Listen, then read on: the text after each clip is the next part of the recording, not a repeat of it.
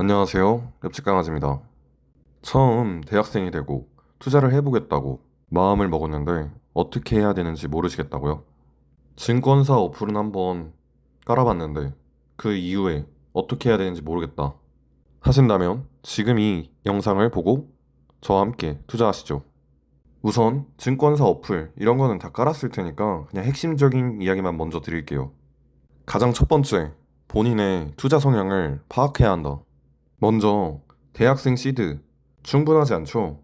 그렇기 때문에 우리는 집중 투자해야 됩니다. 제가 말씀드리는 세 가지 갈래를 선택하시면 돼요. 첫 번째, 국내 주식과 해외 주식. 두 번째, 배당주와 성장주. 세 번째, 트레이딩과 가치 투자. 첫 번째인 국내 주식과 해외 주식. 요즘에 해외 주식에 많이 투자한다고 뉴스나 이런 데 이야기가 많이 나오는데 국내 주식과 해외 주식의 장단점을 알려드리겠습니다. 국내 주식에 투자하면 좋은 점, 세금을 안 낸다.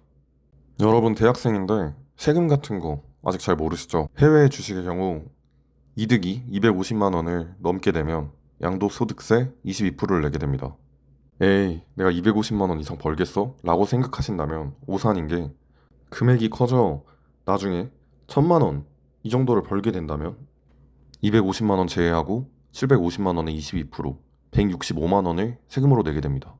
세금은 성실히 납부해야 되는 게 맞지만 증시가 좋았다가 안 좋아지는 경우 세금도 내야 되고 실질적인 손실도 날 수가 있습니다. 작년에는 돈을 벌었는데 막상 올해 경제가 안 좋아져서 수익률을 까먹는 경우에는 두 배로 자산이 감소한다는 거죠.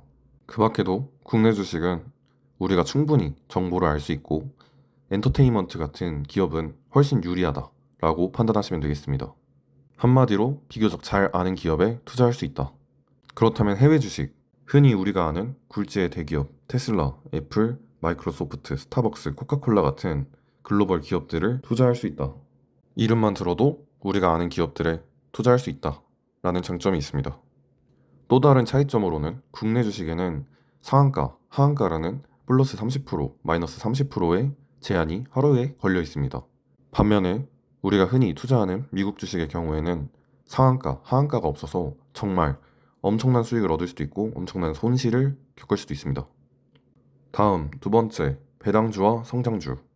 배당주의 경우 부동산, 은행, 석유, 통신, 소비재 같은 비교적 고전적인 산업으로 이루어져 있으며 나는 투자 크게 신경 쓰는 거 어렵고 연애 5에서 10% 정도 배당받고 차근차근 돈을 불리고 싶어 라고 하신다면 괜찮습니다. 반대로 성장주는 IT, 로봇, 반도체 같은 비교적 기술주 위주의 산업으로 배당 그런 거 없고 우리 기술 빠르게 개발시킬게. 주가 올려줄게. 너 시세 차익으로 돈 벌어. 라고 생각하시면 편합니다. 배당주의 단점은 소액으로 투자해도 대학생 시드로 삶에 드라마틱한 변화가 없다. 성장주가 30%, 200% 오를 때 기회비용을 날릴 수도 있습니다. 성장주의 단점은 해당 기업의 작은 이슈로 변동성이 심해 스트레스를 받을 수 있고 글로벌적인 위험에 배당주에 비해 더 취약하다라고 생각하시면 됩니다. 세 번째, 트레이딩 가치 투자. 트레이딩의 경우 단기적으로 성과와 금액의 변화를 볼 수 있습니다. 단, 그게 성공일 수도 실패일 수도 있다는 걸 아셔야 합니다. 반대로 가치 투자는 언제 성과나 금액의 변화를 알 수 있을지는 모릅니다. 단기 투자에 비해 신경을 비교적 적게 쓸 수 있지만 시간적 비용을 소모할 수 있습니다. 물론 모든 투자 방법을 병행할 수 있지만 우선적으로 본인이 어떤 성향에 가까운지를 파악하셔야 됩니다. 저의 경우에는 처음에 국내 주식 성장주로 투자를 시작하였고 이후에 주식에 대해서 좀 알게 되자 해외 주식을 시작하게 되었습니다. 해외 주식의 경우 배당주로 시작하게 되었는데요. 후회했습니다. 왜냐면 테슬라를 알고 있음에도 50달러에서 300달러, 즉 6배가 오르는데도 배당주에 투자했기 때문이죠. 아니 그거 테슬라에만 해당되는 이야기 아니야? 아닙니다. 애플, 마이크로소프트, 아마존, 흔히 우리가 말하는 M7 그 어디에 투자했더라도 3배 정도의 시세 차익은 남길 수 있었습니다. 결론적으로는 저의 성향과 맞지 않았다는 거죠. 왜냐? 저는 주식에 대해서 찾아보는 걸 좋아하고 시드도 적었고 앞으로의 투자를 위해 여러 가지를 경험해야 되는 대학생이었기 때문입니다. 자, 생각해 봅시다.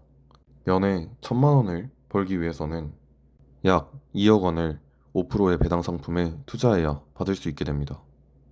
투자에서 대학생들의 무기는 금액이 아닌 젊다는 것입니다.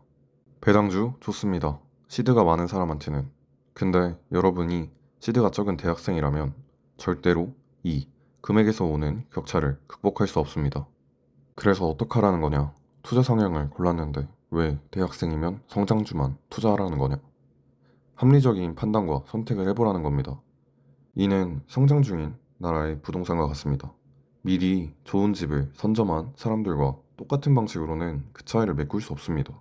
새롭게 개발 중인 도시, 급 부상하는 곳을 찾아야 합니다. 즉, 충분한 성장력이 있는 기업, 기존의 부의 차이를 메꿀 수 있는 무언가를 찾아야 합니다.